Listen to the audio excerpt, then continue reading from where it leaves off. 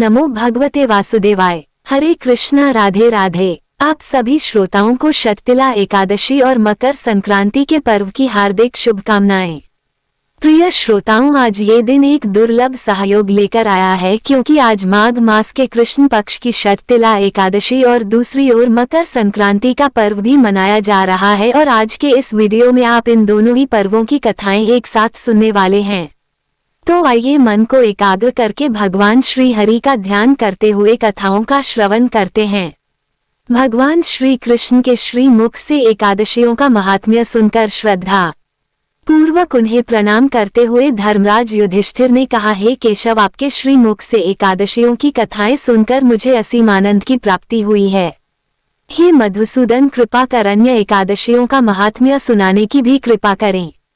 तब श्री कृष्ण कहने लगे, हे धर्मराज, अब मैं माघ मास के कृष्ण पक्ष की शततिला एकादशी व्रत की कथा सुनाता हूँ।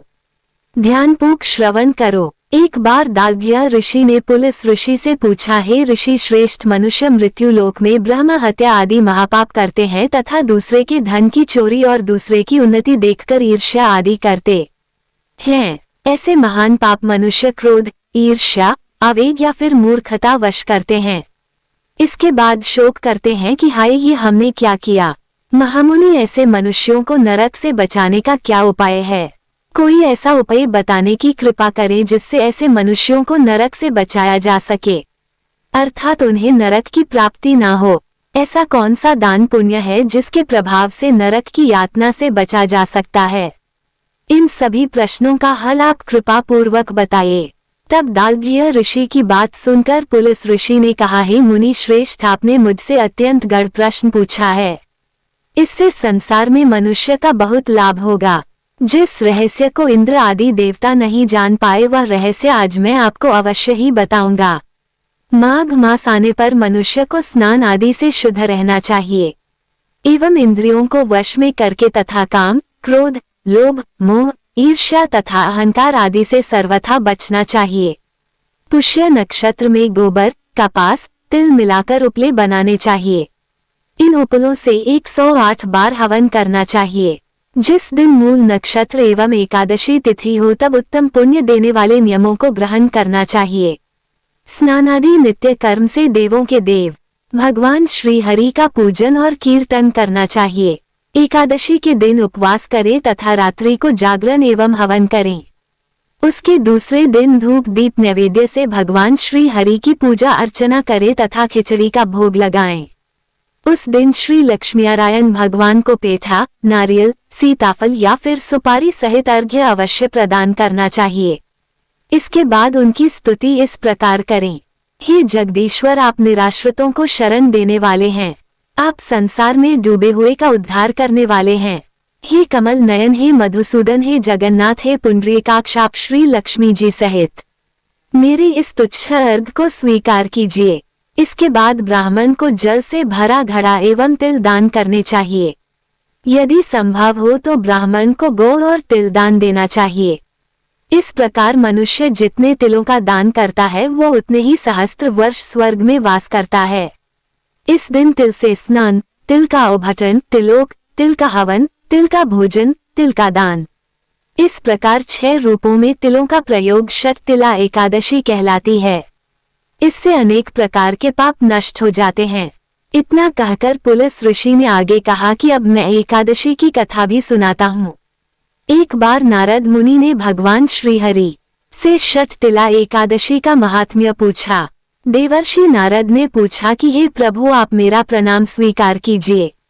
शततिला एकादशी के उपवास का क्या पुण्य है, उसकी क्या कथा है, कृपा पूर्वक मुझसे कहिए। नारद जी की प्रार्थना सुनकर भक्तवत्सल श्री हरि ने कहा, हे नारद, मैं तुम्हें प्रत्यक्ष देखा सत्य वृतांत सुनाता हूँ।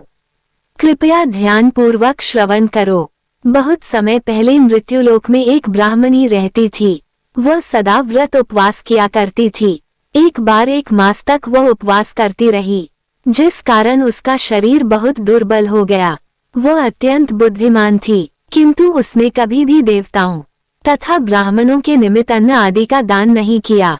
मैंने चिंतन किया कि इस ब्राह्मणी ने उपवास आदि से अपना शरीर तो पवित्र कर लिया है तथा इसको वैकुंठ लोक भी प्राप्त हो जाएगा। अन्नदान पुण्य तो इसने बहुत किए, किंतु इसने कभी अन्नदान नहीं किया है। अन्न के बिना जीव की तृप्ति होना कठिन है। ऐसा चिंतन कर मैं मृत्यु लोक में गया तथा उस ब्राह्मणी से अन्न की भिक्षा मांगी। इस पर उस ब्राह्मणी ने कहा, हे योगीराज, आप यहाँ किस लिए पधारे हैं? तब मैंने कहा, मुझे भिक्षा चाहिए। इस पर उसने मुझे मिट्टी का एक डला उठाकर दे दिया। मैं उस मिट्टी के डले को लेकर स्वर्ग लौट आया। कुछ समय बीतने पर वह ब्राह्मणी शरीर त्याग कर स्वर्ग लोक को आई। मिट्टी के डले के प्रभाव से उसे उस स्थान पर एक आम के वृक्ष सहित घर तो मिल गया, किंतु उसने उस घर को अन्य वस्तुओं से खाली पाया। वह घबराई हुई मेरे पास आई और मेरे पास आकर हाथ जोड़कर बोली, हे प्रभु, मैंने तो अनेक व्रत आदि से आपका सदैव पूजन किया है, किंतु इसके बाद भी मेरा घर वस्तुओं से खाली है। इसका क्या कारण है प्रभु? तब मैंने उससे कहा कि तुमने अपने जीवन में कभी अन्नदान नहीं किया है। अब तुम अपने घर जाओ तथा जब देव स्त्रियां तुम्हें देखने आए तब तुम उनसे शततिला एकादशी व्रत का महात्म्य और उसका विधि विधान पूछ लेना। जब तक वह ना बताए तब तक द्वार नहीं खोलना। प्रभु के ऐसे वचन सुनकर वह अपने घर गई तथा जब देव स्त्रियां आई तथा द्वार खोलने के लिए कहने लगी तब उस ब्राह्मणी ने कहा, यदि आप मुझे देखने आई हैं तो पहले मुझे शततिला एकादशी का महात्म्य बताइए। तब उनमें से एक देव स्त्री ने कहा, यदि तुम्हारी ऐसी इच्छा है तो ध्यान पूर्वक सुनो। मैं तुमसे एकादशी व्रत एवं उसका महात्म्य विधान सहित कहती हूँ। फिर जब उस देव स्त्री ने शततिला एकादशी का महात्म्य सुना दिया तब उस ब्राह्मणी ने भी द्वार खोल दिया। देव स्त्रियों ने ब्राह्मणी को सभी स्त्रियों से भिन्न पाया। उस ब्राह्मणी ने भी देव स्त्रियों के कहे अनुसार शततिला एकादशी का उपवास किया तथा उसके प्रभाव से उसका घर धन धान्य से भर गया। भगवान श्री कृष्ण कहने लगे, अतः हे धर्मराज, मनुष्यों को अज्ञान को त्याग कर शततिला एकादशी का उपवास अवश्य करना चाहिए। इस एकादशी व्रत के करने वालों को जन्म जन्मांतर की निरोगता प्राप्त हो जाती है। इस उपवास से मनुष्य के सभी पाप नष्ट हो जाते हैं। कथा का सार यह है कि शततिला एकादशी उपवास करने से जहां हमें शारीरिक पवित्रता प्राप्त होती है, वहीं अन्न तिल आदि दान करने से धन धान्य में भी वृद्धि होती है। और इससे ये भी सिद्ध होता है कि मनुष्य अपने जीवन काल में जो जो और जैसा जैसा दान करता है, शरीर त्यागने के पश्चात उसे फल भी वैसा ही प्राप्त होता है। इसलिए धार्मिक कार्यों के साथ साथ हमें दान आदि अवश्य देना चाहिए। शास्त्रों में भी वर्णन है कि बिना दान किए कोई भी धार्मिक कार्य संपन्न नहीं होता। भगवान श्री कृष्ण धर्मराज युधिष्ठिर को शततिला एकादशी का महात्म्य सुनाकर वहीं अंतर्ध्य हो गए। तब भगवान श्री कृष्ण के द्वारा बताए गए विधान अनुसार समय आने पर धर्मराज युधिष्ठिर ने भी परिवार और प्रजा सहित इस पवित्र एकादशी व्रत का पालन किया।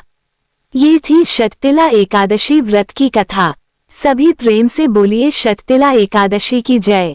है पौराणिक कथा के अनुसार राजा सगर अपने परोपकार और पुण्य कर्मों से तीनों लोकों में प्रसिद्ध हो गए थे। चारों ओर उनका ही गुणगान हो रहा था। इस बात से देवताओं के राजा इंद्र को चिंता होने लगी कि कहीं राजा सगर स्वर्ग के अधिकारी ना बन जाए। इसी दौरान राजा सगर ने अश्वमेध यज्ञ का आयोजन किया। इंद्रदेव ने अश्वमेध यज्ञ का घोड़ा चुराकर कपिल मुनि के आश्रम के पास बांध दिया। अश्वमेध यज्ञ का घोड़ा चोरी होने की सूचना पर राजा सगर ने अपने सभी 60,000 पुत्रों को उनकी खोज में लगा दिया। वे सभी पुत्र घोड़े को खोजते हुए कपिल मुनि के आश्रम तक पहुंच गए। वहां पर उन्होंने अश्वमेध यज्ञ का घोड़ा देखा। इस पर उन लोगों ने कपिल मुनि पर घोड़ा चोरी करने का आरोप लगा दिया, जिससे क्रोधित होकर कपिल मुनि ने राजा सगर के सभी 60,000 पुत्रों को श्राप से जलाकर भस्म कर दिया। ये जानकर राजा सगर भागते हुए कपिल मुनि के आश्रम पर पहुंचे और उनको पुत्रों को क्षमा दान करने का निवेदन किया। तब कपिल मुनि ने कहा कि इन सभी पुत्रों के मोक्ष के लिए केवल एक ही मार्ग है। राजन, तुम मोक्षदायिनी गंगा को पृथ्वी पर लेकर आओ। राजा सगर के पोते राजकुमार अंशुमान ने कपिल मुनि के सुझाव पर प्रतिज्ञा की कि जब तक मां गंगा को पृथ्वी पर नहीं लाते तब तक उनके वंश का कोई भी राजा चैन से नहीं बैठेगा। वे तपस्या करने लगे। राजा अंशुमान की मृत्यु के बाद फिर राजा भागीरथ ने भी कठिन तप से मां गंगा को प्रसन्न किया। माँ गंगा का वेग इतना था कि वे अगर पृथ्वी पर इसी वेग के साथ उतरती तो सर्वनाश हो जाता। तब राजा भागीरथ ने भगवान शिव को अपने तप से प्रसन्न किया ताकि वे अपनी जटाओं से होकर माँ गंगा को पृथ्वी पर उतरने दें, जिससे गंगा जी का वेग कम हो सके। भगवान शिव का आशीर्वाद पाकर राजा भागीरथ धन्य हो गए और माँ गंगा को अपनी जटाओं में रखकर भगवान शिव गंगाधर बन गए। इधर माँ गंगा पृथ्वी पर उतरी और आगे राजा भागीरथ और उनके पीछे पीछे माँ गंगा पृथ्वी पर बहने लगी। राजा भागीरथ माँ गंगा को लेकर कपिल मुनि के आश्रम तक आए, जहां पर माँ गंगा ने राजा सगर के 60,000 पुत्रों को मोक्ष प्रदान किया। जिस दिन माँ गंगा ने राजा सगर के 60,000 पुत्रों को मोक्ष प्रदान किया, उस दिन मकर संक्रांति की तिथि थी। वहां से माँ गंगा आगे जाकर सागर में मिल गई और जहां वे मिलती हैं वो जगह गंगा सागर के नाम से प्रसिद्ध है। धार्मिक मान्यताओं के अनुसार मकर संक्रांति को गंगा सागर या गंगा नदी में स्नान करने से मोक्ष की प्राप्ति होती है और 7 जन्मों के पाप भी मिट जाते हैं। आप सुनिए मकर संक्रांति के दिन सुनी जाने वाली धर्मराज जी की कहानी। कहानी शुरू करने से पहले आप ये जान लीजिए कि धर्मराज श्री यमराज जी का ही दूसरा नाम है। एक समय की बात है जब पृथ्वी लोक पर बब्रू वाहन नाम का एक राजा हुआ करता था। उसका राज्य बहुत ही सुखद था, समृद्ध था और राजा भी बहुत दयालु थे और अपनी प्रजा का बहुत अच्छे से पालन किया करते थे। इसी राज्य में एक ब्राह्मण हरिदास भी रहा करता था। हरिदास एक तपस्वी था और उसका विवाह गुणवती से हुआ था, जो कि बहुत ही सुशील, धर्मवती और पतिव्रता स्त्री थी। गुणवती ने जीवन भर में सभी देवी देवताओं की उपासना की, सभी प्रकार के व्रत किए और वह दान धर्म भी जी खोलकर किया करती थी। इसके अलावा अतिथि सेवा को वह अपना धर्म मानती थी। ऐसे ही हंसी खुशी और ईश्वर की उपासना करते करते वह वृद्धा हो गई। जब उसकी मृत्यु हुई तो यम धर्मराज जी के दूत उसे अपने साथ धर्मराजपुर ले गए। यमलोक में सुंदर सिंहासन पर धर्मराज जी विराजमान थे और उनके ही पास में चित्रगुप्त भी बैठे हुए थे। चित्रगुप्त जी के पास ही सभी प्राणियों के पाप पुण्य का लेखा जोखा होता है, जिसके आधार पर ही वे ये निश्चित करते हैं कि किस व्यक्ति को नरक में भेजा जाए और किस व्यक्ति को स्वर्गलोक भेजा जाए। चित्रगुप्त प्रभु को प्राणियों का लेखा जोखा सुना रहे थे। तभी वहां यमदूत गुणवती को लेकर पहुंच गए। गुणवती उन्हें देखकर थोड़ी भयभीत हुई और मुंह नीचे करके खड़ी हो गई। चित्रगुप्त ने गणवती के पाप पुण्य का लेखा जोखा निकाला और धर्मराज को बताया। धर्मराज जी ने पूरा ब्यौरा देखा। वे बहुत प्रसन्न हुए, परंतु फिर भी उनके मुखमंडल पर थोड़ी उदासी छाई हुई थी। ये देखकर गुणवती ने पूछा, प्रभु मैंने तो अपने सारे जीवन में केवल सत्कर्म ही किए, दान पुण्य किया, व्रत उपवास किए, फिर भी आपके मुख पर यह उदासी छाई है, इसका क्या कारण है? कृपा करके मुझे बताइए प्रभु, मुझसे कहाँ क्या भूल हुई है? तब धर्मराज जी ने उत्तर दिया कि हे देवी, तुमने सभी देवी देवताओं के व्रत किए हैं, उपासना की है, परंतु कभी तुमने मेरे नाम से कुछ पूजा या पाठ या कोई भी दान धर्म नहीं किया है। धर्मराज जी की यह बात सुनते ही गुणवती क्षमा याचना करने लगी और कहने लगी, हे प्रभु, मुझे आपकी उपासना के बारे में कुछ भी नहीं पता था। मैं नहीं जानती कि आपकी उपासना कैसे करते हैं।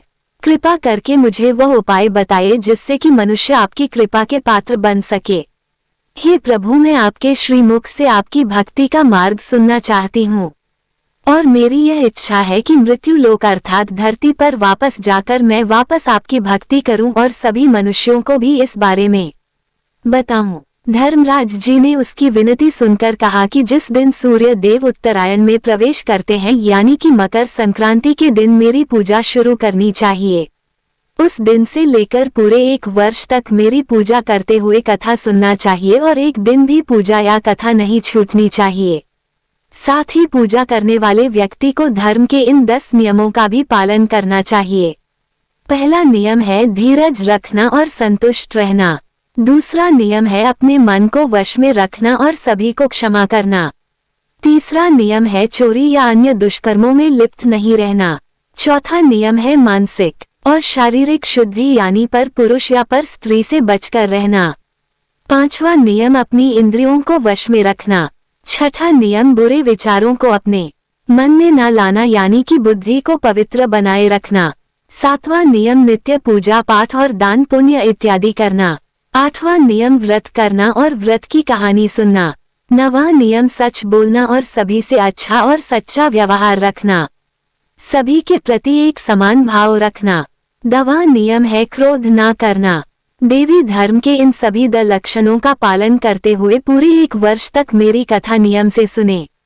दान पुण्य और परोपकार करें और अगली मकर संक्रांति पर इस व्रत का उद्यापन करें। अपने सामर्थ्य से मेरी एक मूर्ति बनाकर विधि विधान से प्राण प्रतिष्ठा करवाकर हवन पूजन करें और साथ ही चित्रगुप्त जी की भी पूजा करें और काले तिल के लड्डू का भोग लगाएं। ब्राह्मण भोज कराएं और बांस की टोकरी में 5 सेर अनाज का दान करें।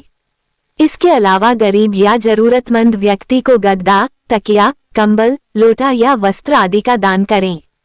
हो सके तो गौ दान करें। धर्मराज जी से व्रत की पूरी कथा पूरा विधान सुनकर गुणवती ने फिर से धर्मराज जी से प्रार्थना की और कहा, हे प्रभु, आप एक बार फिर से मुझे धरती लोक पर वापस भेजने की कृपा कीजिए ताकि मैं भी धरती लोक पर इस व्रत का प्रचार प्रसार कर सकूं। तब धर्मराज जी ने अपनी सहमति दे दी। धरती लोक पर गुणवती पुनः जीवित हो उठी। ये देखकर उसके परिजन बहुत प्रसन्न हुए। तब गुणवती ने धर्मराज जी से हुए वार्तालाप के बारे में अपने पतिदेव को बताया और कहा कि हम यह व्रत अवश्य करेंगे और धर्म के नियमों का पालन भी करेंगे। मकर संक्रांति आते ही गुणवती और उसके पति ने व्रत शुरू कर दिया और पूरे 1 वर्ष के बाद इसका उद्यापन किया। इस व्रत के प्रभाव से उन पर धर्मराज जी की कृपा हुई और उन्हें मोक्ष की प्राप्ति हुई। ये थी धर्मराज जी की कथा। कथा सुनने के बाद सभी को प्रेम से बोलना चाहिए, धर्मराज जी की जय, चित्रगुप्त महाराज जी की जय। एक समय एक परिवार में नंद और भाभी साथ साथ रहा करती थी। नंद का विवाह अभी नहीं हुआ था। वह तुलसी जी के पौधे की बहुत सेवा करती थी। नियम से तुलसी को सींचती और दीपक जलाती थी, लेकिन उसकी भाभी को ये सारी बातें बिल्कुल भी पसंद नहीं थी। जब कभी उसकी भाभी को बहुत ज्यादा गुस्सा आता तब वो अपनी नंद को ताना देते हुए कहती कि जब तुम्हारा विवाह होगा तो मैं इस तुलसी को ही बारातियों को खाने को दूंगी और तुम्हारे दहेज में भी तुलसी ही दूंगी। तुम जब देखो तुलसी की ही सेवा करती रहती हो। कुछ समय बीत जाने पर ननंद का विवाह तय हो गया। विवाह के दिन भाभी ने अपने कहे अनुसार बारातियों के सामने तुलसी का वह गमला फोड़ दिया जिसकी सेवा उसकी नंद किया करती थी और तुलसी के पत्ते खाने के लिए कहा।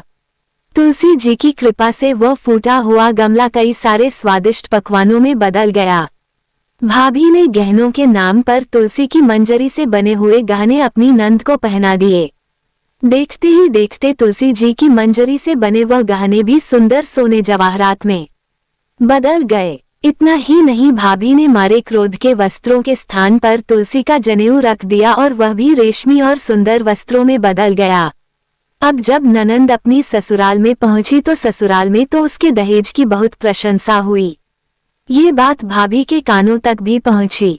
उसे बहुत आश्चर्य हुआ। उसने सोचा कि उसने तो नंद के गहने, कपड़े और जनेर तक तुलसी जी के ही रखे थे, तुलसी की मंजरी रखी थी। ये सब जानकर भाभी को बहुत आश्चर्य हुआ।